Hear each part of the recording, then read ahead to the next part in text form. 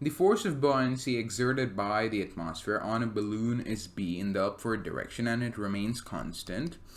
The force of air resistance on the balloon acts opposite to the direction of velocity and is proportional to it. So force of air resistance will be proportional to velocity, and so to maintain equality, what you can write is F air is equal to K times V, where K is some constant.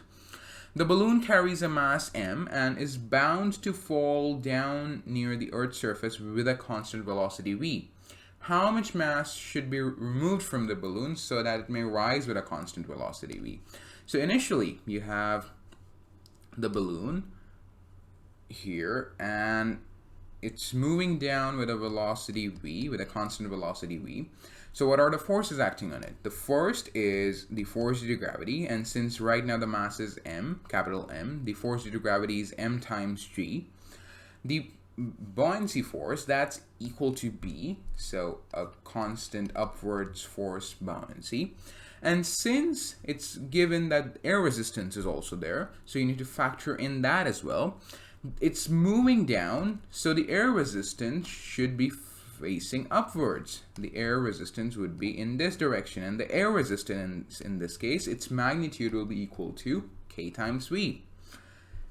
So what you can do is you can write a equation for this, and the equation will be, if you consider this, let's say, to be the positive direction, then you can write B plus K times V, that minus capital Mg is equal to capital M times the acceleration. There is no acceleration, it's a constant velocity, so m times 0 is just 0.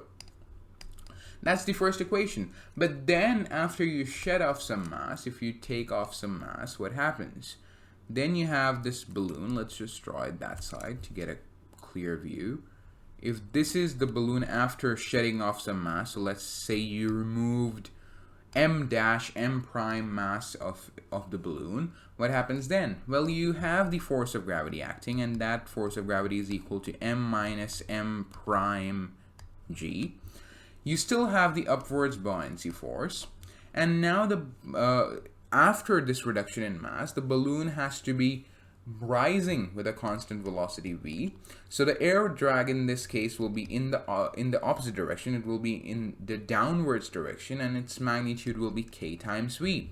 Now again, there is no acceleration involved, and if you assume this to be the positive direction, it doesn't really matter anyway. You can write the equation as B is in the positive direction, kV is in the negative direction, so minus kV.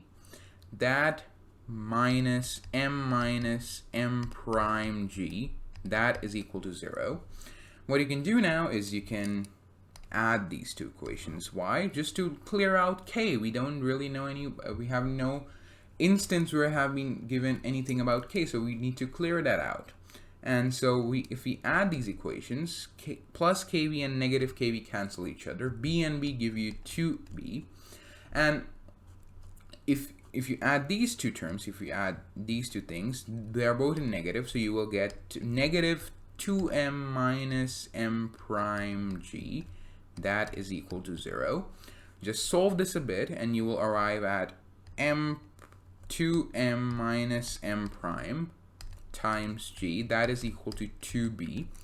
Divide by g on both sides, and then you would arrive at 2m minus m prime being equal to 2b over g, or m prime being equal to 2m minus 2b over g. You can also take 2 common out, and you will arrive at 2 times m minus b over g.